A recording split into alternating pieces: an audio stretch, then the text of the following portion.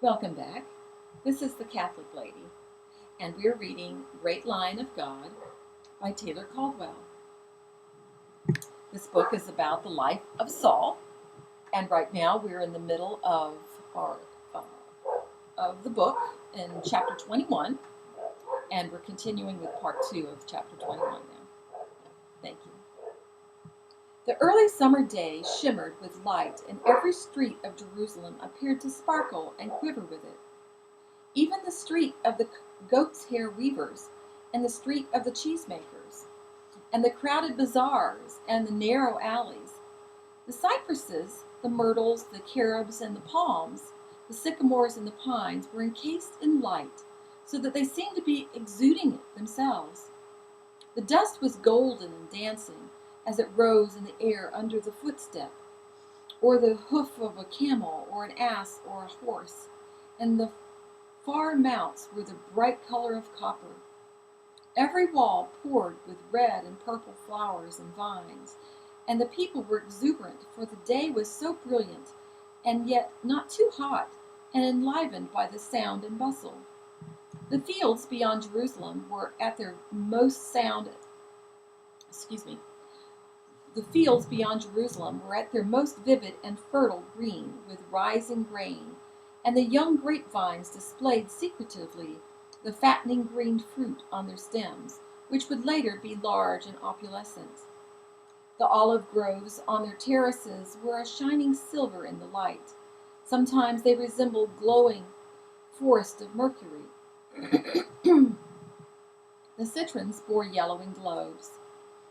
Even the somber Saul was not indifferent, however. I'm having a little bit of trouble this morning. My mouth is dry. Even the somber Saul was not indifferent. However, he tried to the wide generosity of the day and of living.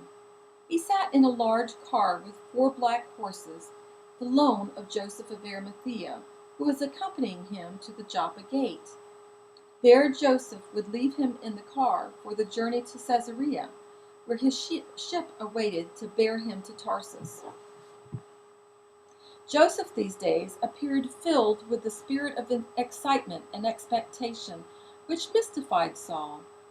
Joseph did not explain, but there was a vast perceptible joy in him, and a brightness of countenance, as though he had heard wondrous news. He did not confide in Saul. He saw Saul rarely now, for the younger man gave the impression of constant retreat, even from his few friends. As they approached the walls of the temple, which shone like a huge golden mirage in the sun, domes and spires and towers aflame, they saw a large crowd in the street. Roman soldiers stood idly on the periphery, indolent in the summer warmth, their thumbs tucked in their leather girdles, their bare legs spread far apart, and the crowd was unusually quiet, not vehement, and laughing as usual when something out of the ordinary attracted them. Joseph held up his hand to the driver of the car, and the man drew in the horses. Joseph said to Saul with quiet command, "Come and hear." Wondering, Saul alighted with him, drawing about his shoulders his plain woolen cloak, and walking in his rough sandals. Joseph gently touched a shoulder, and the owner turned to stare at the rich gentleman in his fine clothing, and the slave who followed him, red of hair and hard of lip and angular of jaw. Then the man moved respectfully aside,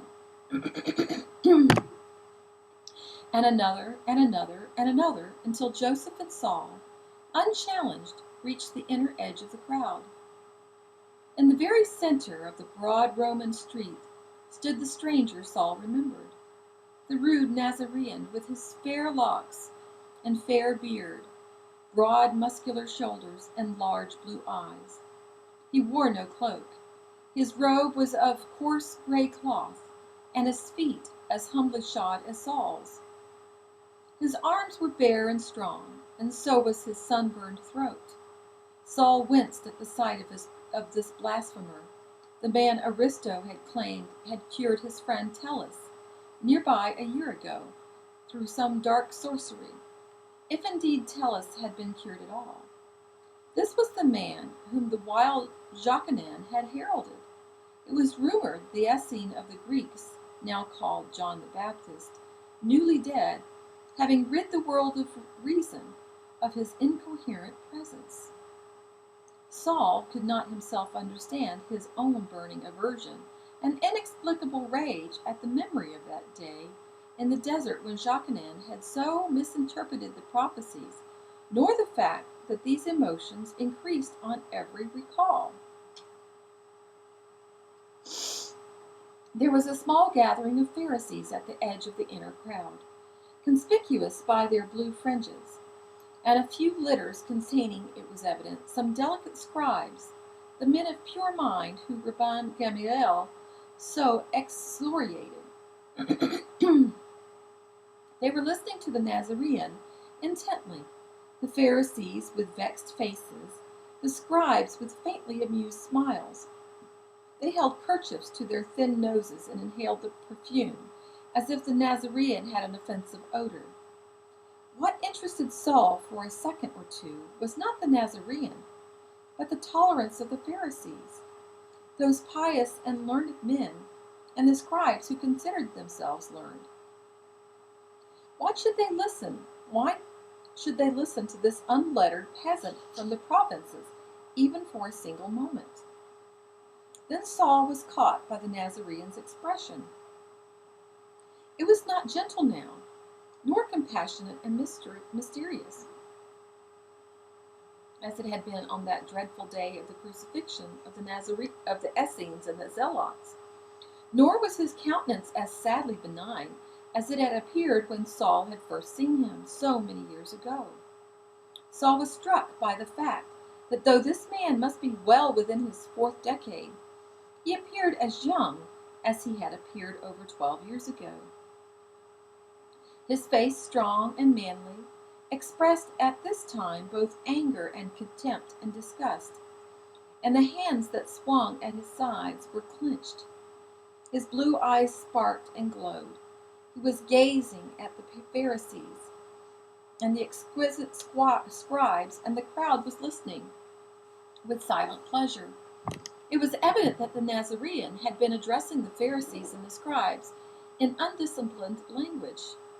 The Nazarene had begun to speak again, and his pale cheeks suddenly flushed, and his voice was loud and passionate in the sunny quiet and that clarity of morning light. It was also, as Saul suddenly remembered from before, like muted thunder, and no one stirred, not even the affronted Pharisees, nor the sneering scribes. Woe unto you, Pharisees, for you love the uppermost seats in the synagogues and greetings in the markets. You tithe mint and rue and all manner of herbs, and pass over judgment and the love of God. Not to be endured, said Saul to Joseph, who did not turn to him and who seemed fascinated by the Nazarene. But Joseph laid a quelling hand on his arm, and Saul fumed and listened again. The crowd had begun to chuckle with approval. It was glancing slyly at the Pharisees and the scribes. It was incredible to Saul that the Pharisees did not turn away with contempt, and why the scribes did not order their litter bearers to run down this man who threw such remarks in their faces. The Nazarene captured the Pharisees' eyes, as it were, within the rims of his own fervent eyes, condemning them. They, the pious, who held only the book of the law, and the scribes, who honored only men who thought and did not regard those who labored worthy of civilized consideration. It was strange to Saul that the Pharisees, who despised the scribes, as the scribes despised them in turn, should stand shoulder to shoulder together, as if they were friends and allies, while this man hurled epithets against them both. But what was that rude Aramaic saying?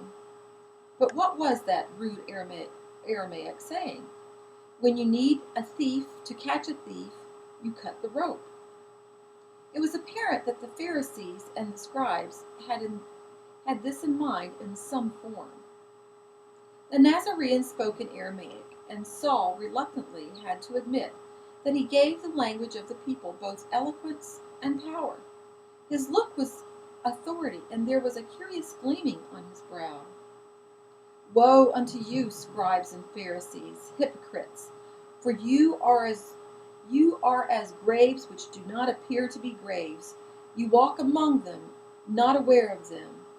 Woe unto you also, you lawyers! For you put burdens on men too grievous to be borne, and you yourselves touch not the burdens with one of your fingers.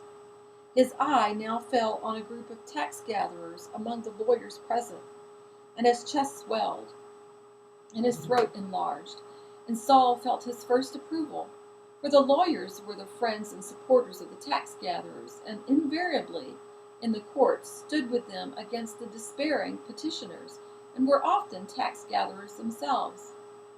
You build the sepulchres of the prophets, and your fathers killed them. Woe unto you, lawyers, for you have taken away the key of knowledge. You did not enter in yourselves, and you hindered those who desired to enter. He turned to the people now and cried, And I say to you, my friends, be not afraid of them that kill the body. They can do no more than that. But fear him who, after killing the body, has power to cast into hell. Yes, I say to you, fear him. A veil of lighted mist floated before Saul's eyes, and he heard the sudden rising and furious beat of his heart, and he was afraid, fearing one of his infrequent seizures. But he did not tremble as before a seizure, nor did sweat break out upon his forehead, nor did his tongue cleave to the roof of his mouth. Rather, he experienced as one experiences in a dream, remote yet imminent, strange yet familiar. He heard the Nazarene speaking in that haze of illumination, yet he did not hear the actual words until the last roared in upon him. When they bring you into the synagogues and before the magistrates and powers, take you no thought how or what thing you shall answer, nor what you shall say. For the Holy Spirit shall teach you in the same hour what you ought to say. The Nazarene had spoken in plain Aramaic, and there was no language plainer. Yet for a sudden it came to Saul that he spoke in mysteries which needed a key, and which could not be understood in a single moment, or even after pondering. Saul knew that Jews had such a way of speaking, especially these poor, sore-footed street rabbis, so it was not new to him. But it was obvious that this Nazarene meant that only the Spirit of God could solve mysteries, and not a learned man of great repute. No, not even Rabban Gamaliel, one of the Pharisees, this peasant spoke of with such huge scorn. The silent Pharisees and scribes still had not moved. Then a man in modest garb, and young and bitter of face, approached the Nazarene, who turned at once and waited in courteous silence. The Nazarene was still breathing as one breathes who has been consumed by anger, but he was visibly controlling himself, and he bent his head to listen. The Pharisees exchanged a glance with each other, and moved closer to overhear the conversation. The young man gave them a murderous but servile glance, and then turned solely to the Nazarene. He had begun to tremble. He made several efforts to speak, choked, and then resumed. Master, I know whereof you speak, but I have been rejected in a court presided over by a Pharisee magistrate. My older brother and I were the sole heirs of our father. May he rest in peace in the bosom of Abraham. My brother stole my portion, but my brother, who is a rascal and a thief, has a friend who is both a Pharisee and a magistrate, and my plea was brought before him, master. I was robbed, my case was thrown out of court, and the Pharisee rebuked me, and my brother laughed in my face and spat at me. A great wrong has been done to me under the law, which is corrupt. I pray of you, Rabbi, that you speak to my brother and persuade him to do me justice and restore that part of the inheritance which belongs to me." The Nazarene regarded him, and a mysterious look of both impatience and sorrow passed over his countenance. It was as if he had spoken long and eloquently and clearly, yet had not been understood. Yet it was with gentleness that he spoke. "Man, who made me a judge or divider over you? I have said it before, and I say it again. My kingdom is not of this world. Take heed and beware of covetousness, for man's life does not consist in the abundance of the things which he possesses." When the man stared at him, uncomprehending, the Nazarene continued, "I am no divider of men." The man is ambiguous and elusive and equivocal, thought Saul. At one moment he upbraids the lawyers and their tax gatherers, and calls them frightful epithets for their oppression of the people and their injustice. And then, on the other hand, he dismisses a poor man who has been dealt unjustly with in the courts and robbed of his inheritance. Are they not, in a measure, greatly the same?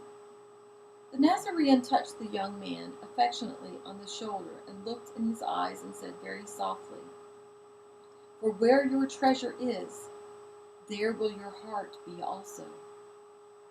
Saul glanced at Joseph, expecting amused speculation, but Joseph was gazing at the Nazarene as men gaze at the veil in the temple, which conceals the Holy of Holies, and his lips were quivering.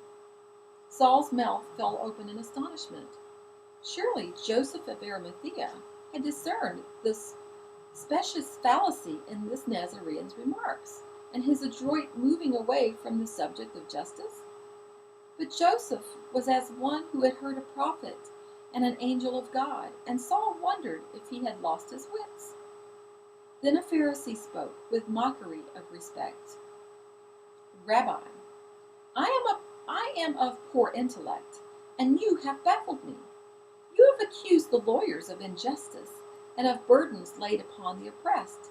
Yet here at hand is a man poor, so oppressed by his brother, and a magistrate, and you tell him I am no divider of men? If there is a difference, I implore you to enlighten me." The Nazarene understood instantly that he was being mocked, and the crowd eagerly awaited his response. He said, and he looked deeply into the Pharisee's eyes, "You have not understood, because in your mind is only confusion, and you will not understand. I say to you, the life is more than meat, and the body is more than raiment." Swift comprehension came to Saul as he heard this, and for an instant it was plain to him that this dusty Nazarene had meant, in the most subtle of fashions, and not subtle, and even with a plainness, there was no ambiguity at all. Then, like a fog passing over a clear landscape, full of light, comprehension departed from Saul, and he was contemptuous and disgusted again in dimness. Several miserably clad men now gathered about the Nazarene, and Saul knew them for his disciples. All the poor street rabbis had such disciples, vagrant, hopeless, yet hopeful men, pious, ignorant, and meek, who longed for justice and the Messiah. The Nazarene prepared to leave. Then all at once he turned his great august head and looked directly at Saul, and something deeply blue and radiant shone in his eyes, and he smiled. Then he was gone with his friends. Joseph said, "He knows you." "Not at all," exclaimed Saul. "I have seen him rarely, once in a marketplace when I was a youth, with one he called his mother.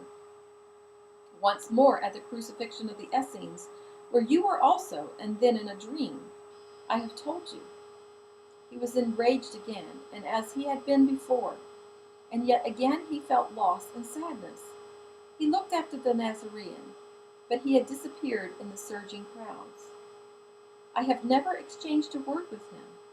And why should a word be exchanged? Who is he? You will know, said Joseph of Arimathea, as he had said so many years ago, and he would say no more. The Pharisees turned now to their friends and the scribes of theirs, and again they ignored the existence of the others. Saul looked about for the young man who had been dismissed by the mere words, and he was astonished, for the young man was gazing after the Nazarene, and his shaking lips were curved in a smile, and it was as if he had seen a vision and had heard celestial words, and he was strengthened and comforted. He too is mad, thought Saul. And we'll pause here and continue with